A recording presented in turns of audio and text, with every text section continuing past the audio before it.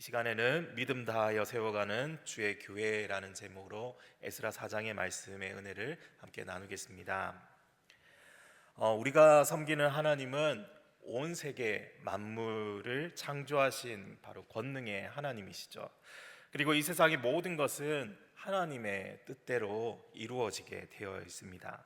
바로 이것의 근거에서 사도 바울은 이 로마서 8장에서 우리가 주님께 받은 구원이 얼마나 확실한 것인지를 논증하고 있습니다. 하나님께서 작정하셨고, 그리고 하나님께서 선택하시죠. 하나님께서 예수 그리스도를 보내셔서 십자가 위에서 피 흘려 돌아가시도록 그 작정하신 일을 누가 방해할 수 있겠는가? 아무것도 하나님의 사랑에서 끊을 수 없다라고 그렇게 말씀합니다. 하나님이 작정하셨으니 반드시 구원은 이루어지고야 말 것입니다. 마찬가지로 하나님의 뜻은, 하나님께서 작정하신 뜻은 남김없이 이루어지고 말 것입니다. 이 세상에 아무리 그 사탄의 위세가 높다 할지라도 하나님 앞에서는 태양 앞에 있는 이 반딧불이 같은 그러한 미미한 존재에 불과합니다. 그렇기에 날고 기는 인간들이 아무리 하나님 앞에 대적한다 할지라도 하나님의 뜻은 반드시 이루어지고야 마는 것입니다. 하나님께서 바벨론에 흩어져 살던 유다 백성들에게 예루살렘에 올라가서 성전을 건축하라고 명령하셨습니다. 이 사명을 주셨죠.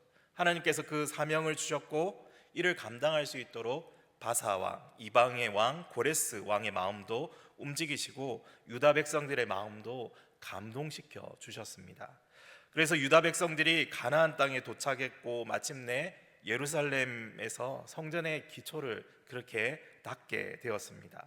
이 모든 일들은 비록 그들의 시작은 미약하였지만 반드시 성취되고야 말 것입니다. 왜냐하면 하나님께서 이 일을 시작하셨고 또 하나님께서 기뻐하시는 일이었기 때문입니다. 그런데 문제는 이 하나님의 뜻이 성취되기까지 그 장애물, 어려움, 그리고 대적이 있다는 것입니다. 하나님의 뜻과 그분의 작정은 반드시 성취될 것입니다. 하나님께서 기뻐하시는 모든 일들은 반드시 이루어질 것입니다. 그러나 그 일을 감당하는 그 사명자들, 콕 집어서 저와 여러분들, 우리 앞에도 이 어려움과 방해와 대적들이 존재할 수 있다는 것이죠. 이것은 어떤 막연한 추측이 아니라 성경의 가르침이 그러합니다. 오늘 성경은 이것을 가르쳐주고 있습니다. 하나님이 명령하신 일이라 할지라도 그 일을 이루어가는 과정에는 어려움과 장애물과 대적과 온갖 고난이 있는 것이다. 이러한 사실은 이 과거 수천 년 교회의 역사 속에서 사실 검증되어진 사실입니다. 하나님의 일을 하는 과정에서 수없이 많은 장애물과 어려움을 통과하고 지금의 교회가 세워지게 된 것이죠. 오늘 우리가 읽은 에스라 4장도 이걸 이야기하고 있습니다. 보면 하나님께서 주신 그 역사적인 사명, 그 시대의 사명을 감당하기 위해서 그들의 삶의 자리에서 일어나서 어떻게 했습니까? 포로 생활에서 다 청산하고 이 바벨론에서 예루살렘까지 돌아온 사람들입니다. 그런 그들도 어려움과 장애물 앞에서 머뭇거리고 있습니다. 대적들의 적극적인 방해 공작이 일어났고 그로 인해서 이 사명을 감당하는 일이 멈추게 되고 만 것이죠. 오늘 4장이 이런 사실을 기록하고 있는데요. 본문 5절에서는 고레스 시대로부터 다리오 시대까지 성전 건축이 중단되었다라고 그렇게 말씀하고 있습니다. 그 기간을 계산하면 대충 얼마나 될 것 같습니까? 고레스 때부터 해가지고 다리오 시대까지, 여러분 자그마치 16년입니다. 16년. BC 536년에 성전 기초를 놓았는데 대적들의 이 방해로 건축이 중단되고 BC 520년에 16년 후에야 다시 성전 건축을 시작할 수 있었던 것입니다. 하나님께 받은 그 사명 하나만 붙들고 바벨론 땅에서 떠나서 이 험한 가나안 땅까지 왔던 유다 백성들은 도대체 무엇을 하고 있었는지요? 그들은 어떻게 되었을까요? 자그마치 16년이라는 세월인데 그 기다림의 세월은 그들이 자신들이 받았던 그 사명을 잊어버리고 그 땅에 적응하며 살기에 급급했던 그러한 시간들일 것입니다.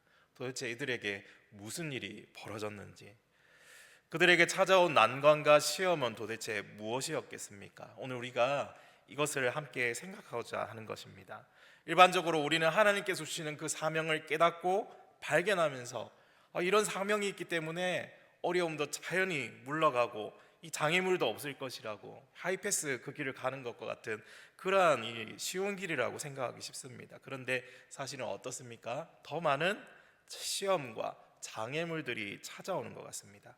뭔가 하나님의 일을 하려고만 하면 뭔가 꼬이고, 왜 그렇게 반대가 많을까요? 그래서 우리는 그런 시험들을 이기고 장애물들을 극복하고 원수들을 물리치면서 하나님이 주신 일을 감당하는 길을 우리가 적극적으로 찾아 나아가야 하는 것이죠. 그렇지 않으면 이 16년의 세월이 우리를 집어삼키는 것입니다. 성전을 건축하려고 기초를 놓았던 유다 백성들에게 가장 먼저 찾아온 것, 우리 3장을 지난번에 다루었는데 그들이 얼마나 기뻐했습니까? 그 성전의 기초가 놓이면서 예전에 그 시절을 기억했던 사람들은 울고, 어떤 사람들은 환호하고 난리법석이었는데 이 4장에 보니까 완전히 분위기가 돌변하죠.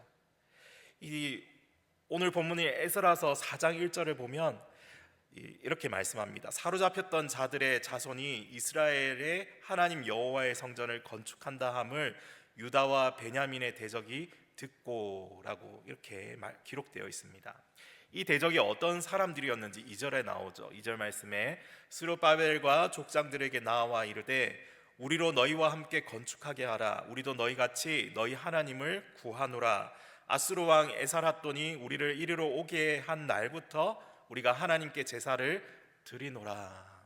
여러분 언뜻 보면 어떻습니까? 이 사람들이 대적이 아니라 적극적으로 협조할 만한 이 협력자들 같이 보입니다. 협조하겠다고 나온 사람들이 곧바로 대적이 될 수 있습니까? 네, 될 수 있습니다. 오늘 이게 보여주고 있는 장면이죠.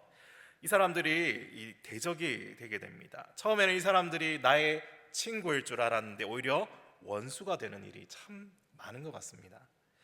동일하게 하나님을 섬긴다고 이야기하는데 왜 그런 일들이 벌어집니까? 우리 3절 말씀을 보면 대답이 나옵니다. 우리 3절 말씀 함께 읽겠습니다. 스룹바벨과 예수아와 기타 이스라엘 족장들이 이르되 우리 하나님의 성전을 건축하는데 너희는 우리와 상관이 없느니라. 바사왕 고레스가 우리에게 명령하신 대로 우리가 이스라엘의 하나님 여호와를 위하여 홀로 건축하리라 하였더니. 아멘. 이스라엘 백성들의 대답은 명백한 거절이었습니다. 왜 거절했습니까? 우리도 하나님을 섬기는 사람이라고 주장한 사람들의 그 신앙이 문제가 있기 때문입니다. 2절 하반절에 보면 아수르 왕 에살핫돈이 우리를 이리로 오게 한 날부터 우리가 하나님께 제사를 드린다고 그들이 스스럼 없이 이제 이야기하고 있는데 이들이 유다 백성에게 찾아와서 성전 건축을 함께하며 돕겠다는 사람들이 어떤 사람들인지 알게 해주는 부분이죠. 이 아수르 왕 에살핫돈 때에 이 사람들이 가나안 땅에 왔다는 이야기는 이 부분을 이해하기 위해서는 우리가 역사적인 그 배경을 이해해야 합니다. 우리 솔로몬의 아들 르호보암 왕 때 어떻게 되었습니까? 나라가 이 다윗의 이 왕국 이스라엘이 반쪽으로 쪼개졌죠. 북쪽은 북이스라엘, 남쪽은 남유다. 그런데 남쪽과 북쪽이 서로 경쟁도 하고 때로는 전쟁도 벌이고 어떤 때는 또 친목하에서 다른 나라를 이렇게 이제 물리치기도 하고 여러 가지 정치적으로 굉장히 복잡한 관계 속에서 지내다가 하나님의 심판을 받고 북이스라엘이 아수르에게 먼저 멸망당했습니다. 그때 아수르 왕이 에살핫돈 왕이었습니다. 이 에살핫돈이 북이스라엘 백성들을 다른 곳으로 이주시키고 그 땅에는 이방 백성들을 이렇게 이주시킨 거죠. 어떻게 보면 이쪽 포로와 저쪽 포로들을 이동시켜서 그 민족의 힘을 빼버리려고 했던 겁니다. 그래서 그 땅에 남아있던 이스라엘 백성들과 이주해온 이방 민족들이 함께 살게 되면서 자연스럽게 어떻게 되죠? 통혼을 하게 되면서 혼혈이 되게 됩니다. 근데 그게 문제가 아니라 이들이 가져왔던 그 신, 또 가나안 땅에 섬기던 신, 이 많은 것들이 이제 섞여 버리게 되는 것이죠. 하나님을 섬기지만 이방 신도 섬기는 그 혼합주의 신앙을 가지게 된 것입니다. 이 사람들은 하나님도 섬기고 동시에 바알과 아세라도 섬길 수 있습니다. 자신들이 살던 고향 땅에서 섬기던 그 토속 신앙도 그렇게 가져와서 섬기면서 이 짬뽕이 된 혼합 종교를 가지게 된 것이죠. 그 이후에 바벨론에 의해서 이 남쪽 유다도 결국 멸망하고 그곳에 또 포로로 붙잡혀갔던 이 남유다 사람이 고레스 왕으로 인해서 예루살렘으로 돌아와서 성전을 건축합니다. 지금 북쪽에 혼혈 민족으로 있는 이 사람들은 남쪽에 있는 사람들에게 어떻게 보면 경쟁 의식도 있을 것이고 자기들이 먼저 살았는데 그러면서 주인 의식도 있는 이 복잡한 관계가 있습니다. 그래서 이 성전 건축을 유다 사람들만 하도록 놔둘 수 없어서 자신들도 거기에 이 숟가락을 얹어서 같이 해봐야 되겠다는 그 생각으로 성전 건축에 참여하려고 이 제안을 하게 된 것이죠. 그리고 이러한 이 복잡한 정체성을 이 스룹바벨과 지도자들이 알고 있기 때문에 그들을 거절한 것입니다. 그들의 신앙은 오직 유일하신 하나님만을 섬기는 참된 신앙이 아니기 때문입니다. 하나님을 섬긴다고 말만 하면 누구나 하나가 될 수 있습니까? 그렇지 않습니다. 그들이 하나님만 섬기고 있는지 하나님도 섬기고 있는지 알 수가 없습니다. 이 사람들은 누가 바알신을 섬긴다고 하면 거기 가서 우리는 바알신을 섬기노라 이렇게 이야기할 사람들입니다. 누가 아세라 신을 섬긴다고 하면 나도 아세라 섬기는데 이렇게 말할 사람들인 것이죠. 이 하나님을 섬기는 사람들 앞에 가서는 천연스럽게 우리도 여호와 하나님을 섬기노라 이렇게 말을 하는 사람들인 것입니다. 그 사람들은 진실을 말하고는 있죠. 다만 혼합주의일 뿐입니다. 오직 하나님만 섬기는 사람들이 아니죠. 그 사람들의 마음에는 하나님을 섬기면서 동시에 이 세상의 재물도 섬기고 하나님을 섬기면서 동시에 편의주의 또 종교다원주의도 가지고 있습니다. 하나님을 섬기기는 섬기지만 자신의 헛된 생각, 이 세상의 모든 문화와 여러 종교들을 다 받아들이고 있습니다. 마음속에 어떤 갈등도 없이 하나님을 섬긴다고 이야기할 수 있는 사람들입니다. 그들은 오직 하나님만 섬기는 삶의 모습을 가지고 있지 않았습니다. 이것이 바로 혼합주의죠. 오늘날 우리 주변에도 이런 혼합주의 믿음이나 사상을 가진 사람들은 우리처럼 오직 하나님만 섬기는 이 순결한 믿음에 대하여 관심이 없습니다. 이것이 문제죠.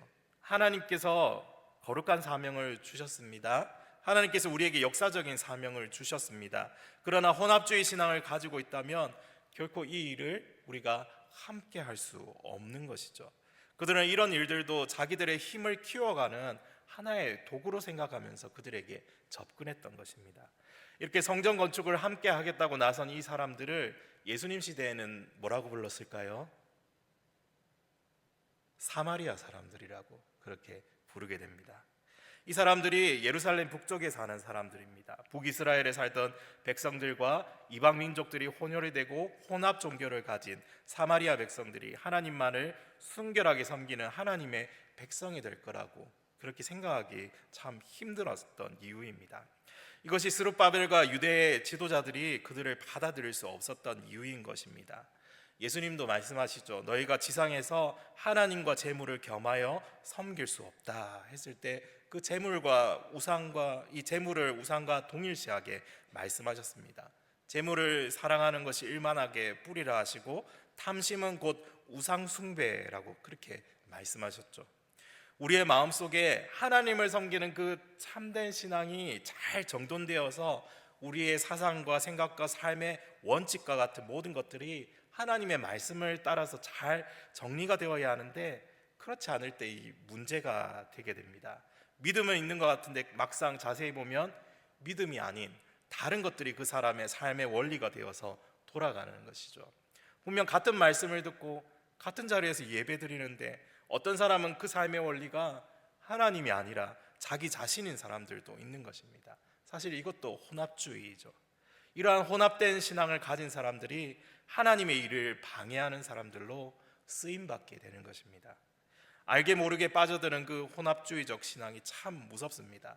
그래서 믿음 안에서 바로 서 있지 않으면 세상의 많은 우상들이 우리 생각을 파고들고 삶의 원리가 하나님 중심이 아니라 세상 중심으로 나 중심으로 옮겨가게 만드는 것이죠. 마치 그 저울추가 한쪽으로 기울어지듯이 또 가랑비에 옷이 젖어들듯이 성도로서의 그 분명한 색깔을 드러내는 게 아니라 이것도 저것도 아닌 이 물에 풀어버린 그 물감이 마블링 되는 것처럼 오묘한 그 빛깔을 드러내고야 마는 것이죠.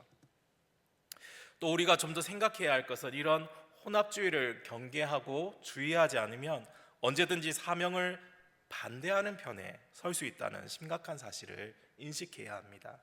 우리는 언제든지 하나님 중심으로 판단하기보다 내 생각, 내 경험, 내 판단을 앞세우는 경향을 가지고 있기 때문입니다.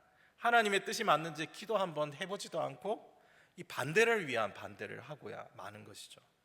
여러분, 소리굽새라고 아시죠? 말발굽처럼 생긴 거. 이거 이 두 개를 가지고 보통 실험을 하지 않습니까?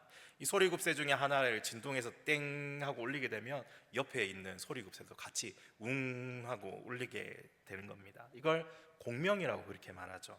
우리가 하나님의 뜻에 이렇게 공명해야 되는데 어떻습니까? 내 생각, 내 경험, 내 판단이 공명하지 못하도록 이거 꽁꽁 싸매고 막아버리는 겁니다.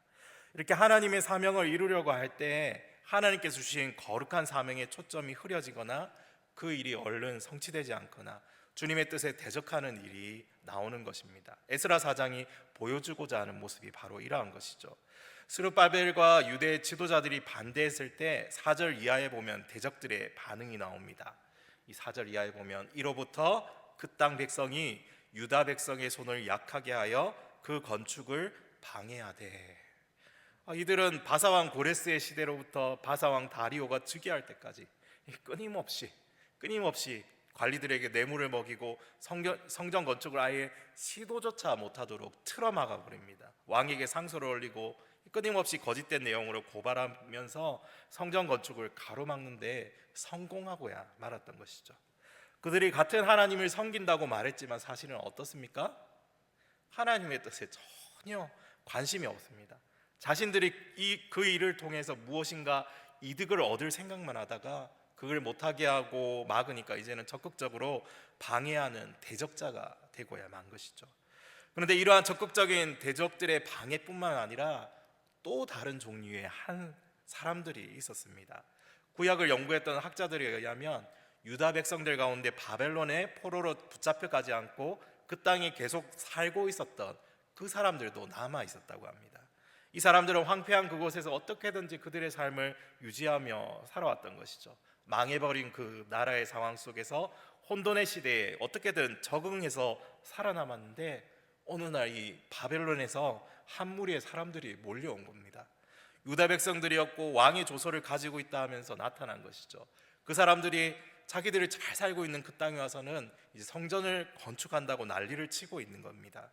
먼저 살고 있던 사람들 입장에서 하나님께서 명령하셔서 성전을 건축한다고 바벨론에서부터 귀환한 이 사람들이 오히려 자기들의 살아온 삶에는 이 방해자가 될 수 있었던 것입니다. 이제까지 잘 살아왔는데 갑자기 나타나서는 성전을 짓는다고 하니까 먼저 살던 사람들의 입장에서는 이것을 결코 쉽게 받아들일 수 없었을 겁니다. 그래서 학자들은 이 사람들이 오히려 무관심으로 일관했다라고 그렇게 이야기합니다. 어디서 많이 볼 수 있는 장면이죠. 우리 시대에도 그런 모습 발견할 수 있습니다. 교회가 가진 사명을 감당하는데 무관심하게 반응하는 사람들이 있는 것이죠.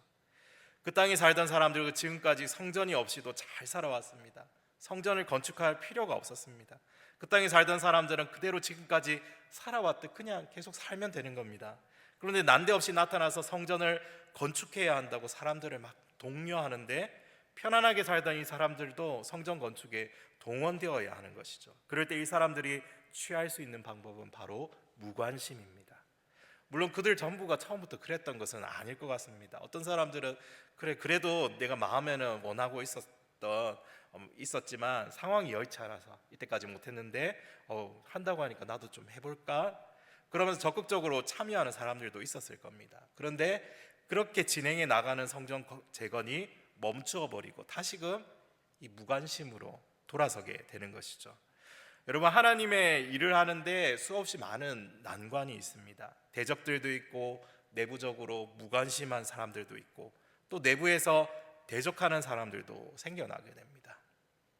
그러면서 전체적으로 하나님의 일을 하자는 분위기가 한풀 꺾이게 되고 그 다음부터는 사명을 감당하고자 하는 사람이 소수가 되어가는 것이죠. 계속 그러한 사람들에게 최종적으로 찾아오는 문제가 있는데 그것은 바로 실망과 낙심입니다. 이 실망과 낙심이 최종적으로 그 의지를 꺾어 버리게 됩니다. 포로에서 돌아온 유대 백성들이 일어난 일이 바로 이 세 가지 일일 겁니다. 첫째는 외부의 대적, 두 번째는 내부의 적들, 무관심과 냉대와 또 그 안에서 또 안 좋은 말하는 이 무리들, 또 세 번째는 실망과 낙심.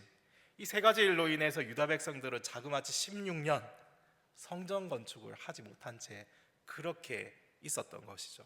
외적인 환경이 힘들고 어려웠고 대적자들에게 계속하는 이 방해하는 일들이 벌어지면서 이런저런 있지도 않은 말을 만들어서 의미하고 또 힘을 합쳐 이랬으면 하는 그 땅에 남은 사람들이 무관심으로 돌아가 버린 것.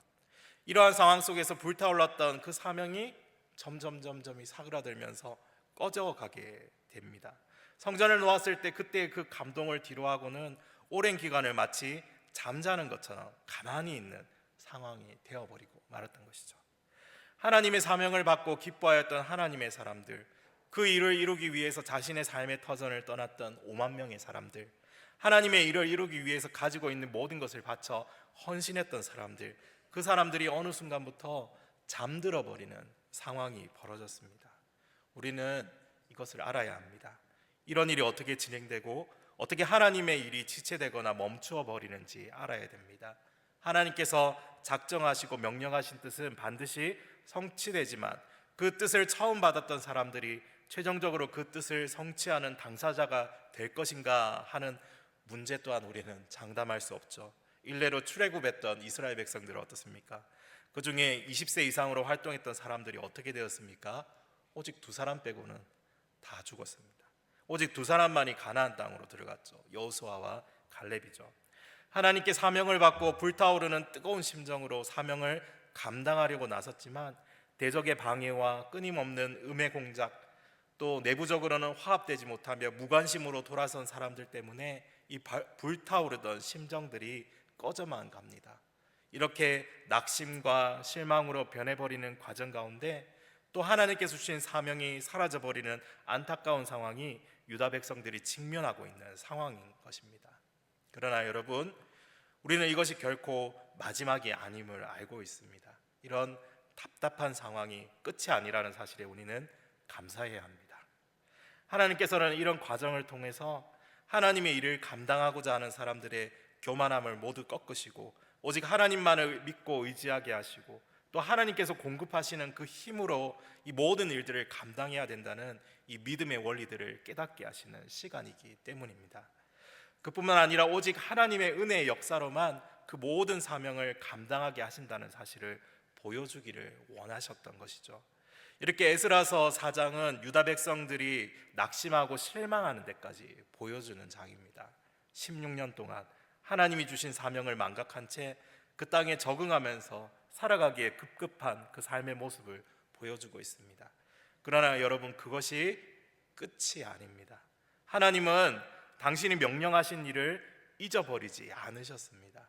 그들이 실망과 좌절로 끝나도록 내버려 두시는 하나님이 아니십니다.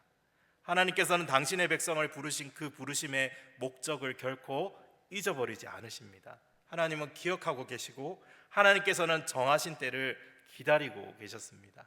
그리고 마침내 하나님께서 정하신 때가 되었을 때 원수들의 그 모든 음해 공작과 방해를 다 물리치고 낙심한 자들이 있다면 그들을 새로 일으키시며 하나님께서 주신 이 거룩한 사명을 다시 붙들도록 감당하게 하셨던 것입니다. 사랑하는 성도 여러분, 오늘 우리는 우리에게도 찾아올 수 있는 이러한 방해와 어려움과 실망과 낙심이 있음을 성경을 통해 미리 인식하고 깨달아야 합니다. 하나님의 사명을 이루는 데에는 대적들의 방해가 있고 또 우리 가운데 무관심이 있을 수 있고 뜨거웠던 심정들이 낙심과 실망으로 꺾일 수도 있습니다. 이러한 모든 장애물들에 대해서 우리는 늘 인식하고 알고 있어야 합니다. 그리고 우리가 반드시 알아야 할 것이 무엇입니까? 하나님께서 우리에게 명령하신 일은 결코 잊지 않으시고 반드시 이루신다는 사실을 굳게 믿으며 살아가는 것입니다. 오늘 우리에게 주시는 거룩한 사명은 하나님께서 반드시 이루시고야 마는 것입니다. 우리가 알지 못하는 그 어떤 방법으로라도 하나님은 당신의 뜻을 반드시 이루시는 하나님이심을 믿으시기를 축복합니다. 사랑하는 성도 여러분, 저와 여러분이 주님께서 이루어 가시는 영광스러운 일의 동력자가 되고 또 그 당사자가 되는 축복의 자리에 나아갈 수 있기를 소망합니다. 이 거룩하고 영광스러운 사명자로서 하나님의 크고 놀라운 역사를 체험하면서 함께 이 교회를 또 주님의 나라를 위해 또 쓰임 받는 저와 여러분 다 되시기를 간절히 소망합니다.